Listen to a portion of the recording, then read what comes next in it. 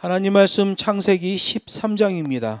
창세기 13장 10절로 13절에 있는 말씀 저와 여러분이 교독하고 마지막은 같이 읽겠습니다. 이에 롯이 눈을 들어 요단 들을 바라본즉 소알까지 온 땅에 물이 넉넉하니 여호와께서 소돔과 고모라를 멸하시기 전이었는고로 여호와의 동상 같고 애굽 땅과 같았더라.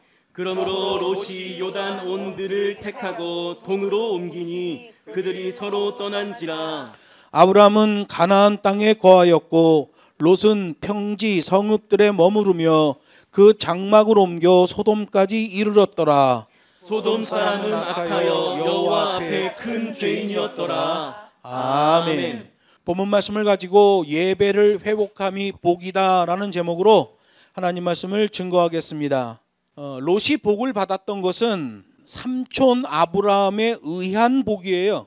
롯은 그 복을 아브라함의 옆에서 누리던 사람이었죠. 이걸 인복이라고 그래요. 복된 사람 옆에 있으면서 그 복을 같이 누리게 되는 것을 인복이라고 하는 거예요. 만남의 축복이 중요한 이유는 일생을 바꿀 결정적인 기회가 그 만남의 축복으로 나오기 때문에 그래요. 그래서 누구를 만나냐에 따라서 어느 한 사람의 인생이 많이 달라지는 것을 보게 됩니다. 롯은 아브라함과 혈연 관계였죠. 아브라함의 아버지가 데라였어요. 데라라는 사람에게는 아들이 3명이 있었습니다. 첫째 아들이 아브라함, 둘째가 나홀, 셋째 아들이 하란이에요. 그런데 이 하란이라는 셋째 아들은 갈대아 우르에서 이미 일찍 죽습니다. 롯이 이 하란의 아들이에요. 롯은 하란의 아들이었는데 일찍 아버지가 돌아가시니까 큰 삼촌 밑에서 성장하게 돼요. 아브라함 밑에서 성장하게 됐죠. 그래서 아브라함이 갈대아 우르를 떠나서 팔레스틴 땅으로 올 때 같이 오게 되는 거예요. 아브라함 때문에 하나님을 알게 됐어요.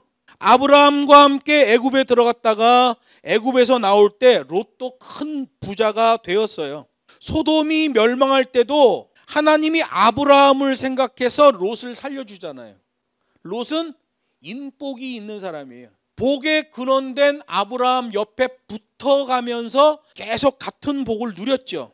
롯은 처음부터 끝까지 아브라함을 만난 인복 때문에 복을 받았던 사람이에요. 여기서 우리는 처음부터 끝까지라는 단어를 한번 기억해 봐야 됩니다. 오늘 아침에 무익한 종에 대해서 말했죠. 이 무익한 종이란 단어는 성경에 없어요. 유익한 종 앞에다가 시작을 알리는 알파를 붙여서 무익한 종인 것처럼 말한 거예요. 유익한 종은 시작 때부터 자신을 무익하다고 말하는 자여야 된다는 거예요. 시작 때부터 지금까지 100살을 살던 150살을 살던 그 살고 있는 그 순간까지 계속해서 자기를 무익한 종이라고 생각하는 사람이 유익한 종이라는 거예요.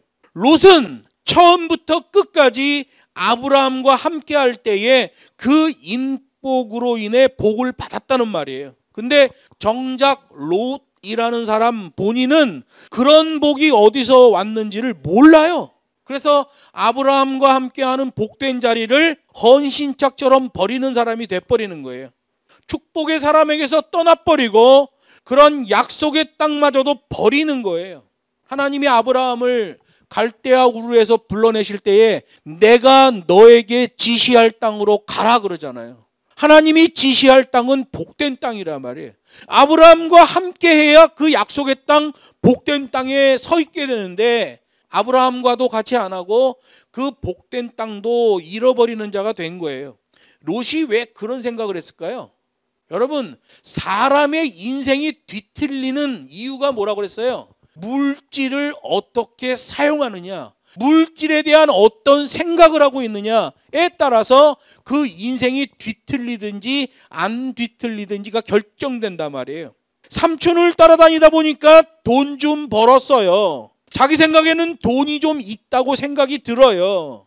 돈이 있고 재산이 있으니까 뭘 해도 할만하다는 생각이 들어요. 자기가 생각한 대로 그대로 될 것 같다는 생각이 드는 거예요. 그래서 롯이라는 사람도 그 인생이 뒤틀려 버리게 되는 거예요.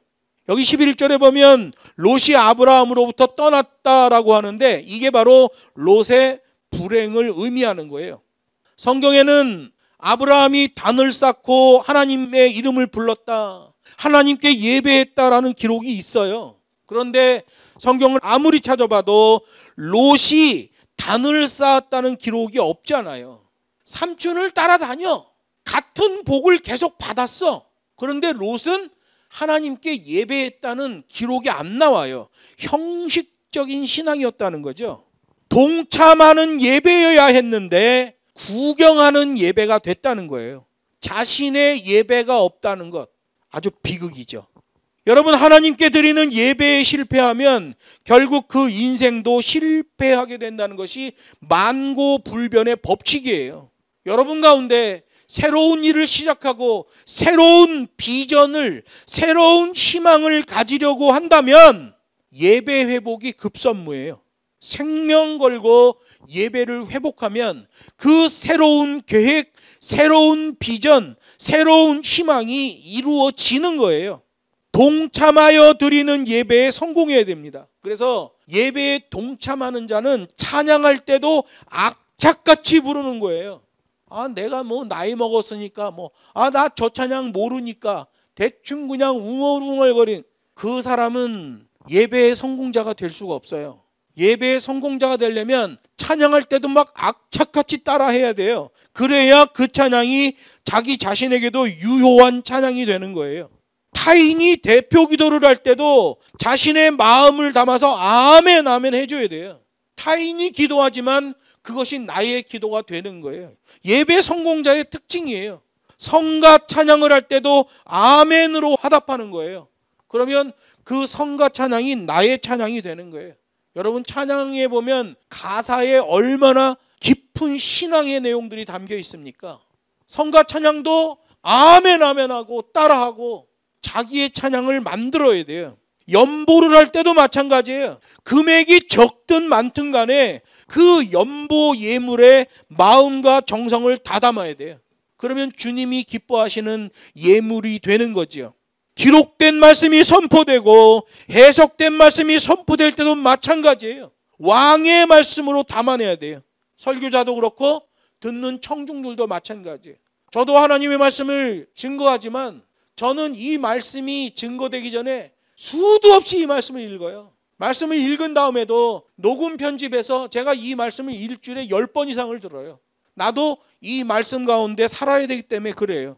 우리가 하나님의 예배에 동참할 때에 그 예배가 성공하려면 찬양할 때도 악착같이, 타인이 대표 기도할 때도 아멘 아멘, 성가 찬양도 끝까지 나의 찬양 만들어야 되고 연보도 설교가 선포될 때도 다 자기 것으로 담아내야 되는 거예요. 그래서 예배는 하나님 앞에서 자기를 비우는 거예요. 그 사람의 인생과 깊은 관계성을 맺고 있는 게 예배예요. 성경에 보면 두 왕 이야기가 있잖아요. 하나는 사울 왕, 하나는 다윗 왕. 아주 유명하잖아요. 이스라엘 사람들은 이 두 왕의 이야기를 인생의 교훈을 삼는 게 많이 있어요. 다윗은 날마다 승승장구했습니다. 다윗의 집에는 예배가 회복되어 있는 집이잖아요.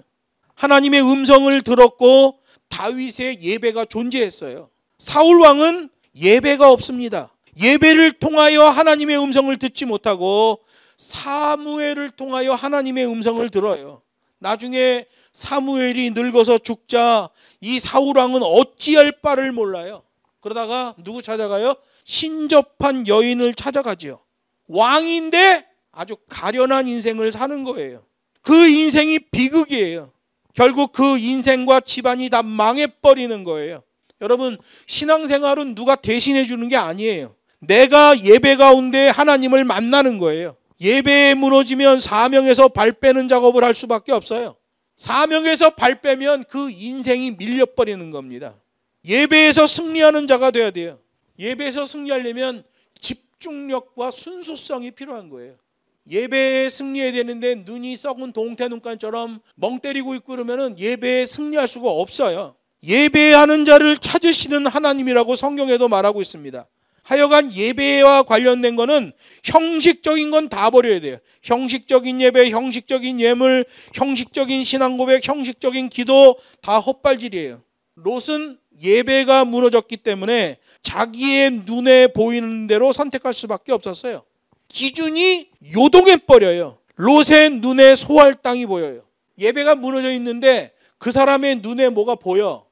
여러분, 사람이 눈 뜨고 뭘 보고 움직이고 생활하는 건 당연한 거예요. 그런데 기준이 무너진 상태로 보는 시각은 굉장히 위험한 거예요. 눈에 보인다고 해서 전적으로 신뢰하면 안 돼요. 롯처럼 눈에 보이는 대로만 믿으면 인생은 실패하게 됩니다. 성경에 보니까 롯이 요단 들판을 바라봤다는 기록이 있죠. 그가 눈을 들어 하나님께 기도했다는 내용은 없어요. 자기가 하는 일에 대하여 하나님의 뜻도 안 구해요. 하나님의 도우심도 구하지 않아요. 이걸 어리석음이라고 하는 거예요. 내가 어떤 일을 계획하고 그 일을 진행해 갈 때 하나님의 뜻을 구하고 하나님의 도우심과 인도하심을 받아야 돼요. 근데 그거 하지 않아요. 여러분, 사람은 누구라도 사람을 지으신 하나님께 기도하며 판단의 지혜를 구해야 돼요. 하나님도 찾지 않고 삼촌 아브라함에게 묻지도 않고 그냥 자기 눈으로 세상만 보고 판단했기 때문에 그 망할 땅 소돔과 고모라가 아름답게 보이는 거예요. 자기 판단과 생각이 가장 옳다고 생각하며 남의 말을 안 들어요. 이게 바로 망조가 든 사람의 특징이에요. 자기밖에 몰라. 이 롯을 보면 아담과 하와를 보는 것 같아요. 아담과 하와가 하나님을 의식하면서 선악과를 볼 때는 두렵고 경외심이 들었어요. 그런데 하나님을 의식하지 않고 선악과를 보니까 먹음직도 하고 보암직도 하고 그럴싸하게 보이잖아요. 똑같은 나무였는데 하나님의 기준에서 볼 때와 자기 기준에서 볼 때가 완전히 다르게 나오잖아요. 그래서 아담을 보면 스스로 죄의 길을 선택해 놓고는 하나님을 원망해요. 하나님이 지어주신 저 여자 때문에 내가 범죄한 것이 아닙니까? 라고 핑계를 대는 걸 보게 돼요. 여러분, 롯은 극도의 이기심을 따라 선택합니다. 죄인의 특징이 뭐예요? 성경에 나오는 죄인들을 보세요. 죄인의 특징은 오직 자기만을 위해 판단하고 자기만을 위해 선택한다는 거예요. 이게 죄인의 특징이에요. 인생 망하는 아주 지름길이에요. 자기 생각에 맞다고 생각이 들면 그대로 저질러 버려요. 롯이 왜 그렇게 무모한 선택을 합니까? 야, 물이 가득한 저 기름진 소할 땅에다가 내 양과 염소와 소들을 풀어놓으면 그냥 살이 찌고 새끼를 무한정 낳겠구나. 나는 아주 거부가 되겠구나. 라는 생각이 드는 거예요. 오직 부자가 되고 웰빙 하려는 욕심으로 그 결단을 하잖아요. 여러분, 웰빙, 잘 사는 것, 건강하게 사는 것보다 더 중요한 게 있어요. 웰다잉이에요. 잘 죽는 겁니다. 저는 올해부터 죽는 것에 대한 기도를 시작했어요. 하나님, 내가 어떻게 죽기를 원합니다. 죽는 것을 놓고 기도했더니 마음이 좀 이렇게 안정이 되는 거예요. 웰빙, 잘 먹고 잘 살려고 하는 사람들은요, 별짓을 다 합니다. 영끌을 해대고 그 미친 사람들 같아. 그러다가 인생이 비참해져요. 여러분, 웰빙보다 더 중요한 게 웰다잉이에요. 부자가 되는 것보다 부요한 사람이 되는 게 더 중요한 거예요. 부자는 자기만을 위한 삶을 살지만 부요한 사람은 타인을 위해 자기 물질을 사용할 줄 아는 사람이에요. 삼촌 아브라함 때문에 부자가 되었으면 애굽에서 나온 다음에 삼촌에게 우선적 선택 기득권을 줘야 되잖아요. 그리고 삼촌의 조언을 따라 행동해야 되는 게 인간적인 도리잖아요. 그런데 이 롯이라는 사람은 삼촌 앞에서 덕스럽지 못해요. 자기만 좋으면 된다고 생각해요. 자기 중심적 습관 때문에 남에게는 관심도 없어요. 그랬던 롯은 결국 망하고 말았습니다. 그 사람의 신앙이 성숙하냐 미숙하냐를 판단하는 척도가 있어요. 그게 뭐냐면 상대방을 배려하는 마음이 있냐 없냐, 상대방을 배려하는 정도가 어느 정도냐 라는 것을 가지고 그 사람의 신앙의 성숙도를 판단할 수 있습니다. 배려는 자기 생각으로 하는 게 아니에요. 정당성으로 하는 거예요. 제가 여러분한테 말씀드린 적 있죠. 항상 이 포켓에다가 5,000원짜리 몇 장 넣어 갖고 다니세요. 내가 도와줘야 될 사람 있으면 5,000원짜리 하나 꺼내주세요. 항상 준비하고 있으세요. 나의 도움이 필요한 사람이 나올 수 있어요. 신앙의 성숙을 판단하는 척도는 상대방을 배려하는 것인데 자기 생각으로 하는 게 아니라 배려는 정당성으로 해야 되는 거예요. 하나님의 말씀이 그렇게 명하시니 내가 그렇게 준비하고 있는 거예요. 롯은 축복의 자리를 떠나잖아요. 믿음이 없으면 롯과 같이 돼요. 앉을 자리와 설 자리를 구별하지 못하는 거예요. 여러분, 우리는 내 말과 내 행동이 정당성이 있는지를 파악해야 돼요. 약삭빠른 롯에 비해 아브라함은 바보 중에 바보처럼 보여요. 자기 둘째 동생의 아들 롯을 평생 돌봐줍니다. 돈이 많이 들어가죠. 롯에게 재산도 떼어줘요. 롯도 부자가 돼요. 그런데 선택권도 다 롯에게 먼저 줘버려요. 바보 같아. 다 양보하고 굴러들어온 떡도 걷어차버리는 것 같아요. 그럼 정말 아브라함이 무엇이 더 좋은지 몰랐던 바보였을까요? 아니에요. 아브라함은 성숙한 신앙인이에요. 믿음의 아버지예요. 되레 복의 근원된 아브라함을 몰라본 롯이 불쌍한 거예요. 롯은 자기 자신이 소할 땅을 선택해놓고 아주 신바람이 났을 거예요. 이야, 이제 양과 염소 내 소를 저 들판에 풀어놓기만 하면 거부가 되는 것은 따놓은 당상이다, 이렇게 생각했을 거예요. 그런데 얼마 가지 않아서 사위 2명이 불에 타 죽고 부인은 소금 기둥이 돼버려요.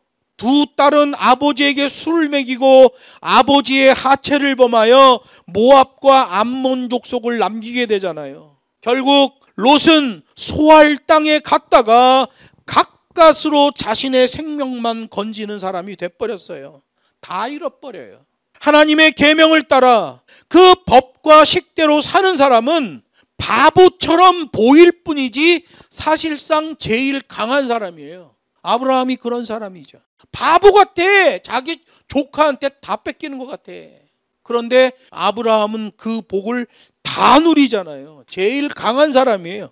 누구나 자기 생각이 있고 자기 기준이 있겠지만 순간순간 기도로 중심을 잡아야 돼요. 이게 바로 자세의 믿음인 거예요. 그러려면 자기 자신이 일주일 동안 누구와 어울리고 어떤 말을 하고 어떤 흐름을 타고 있는지를 점검해야 돼요.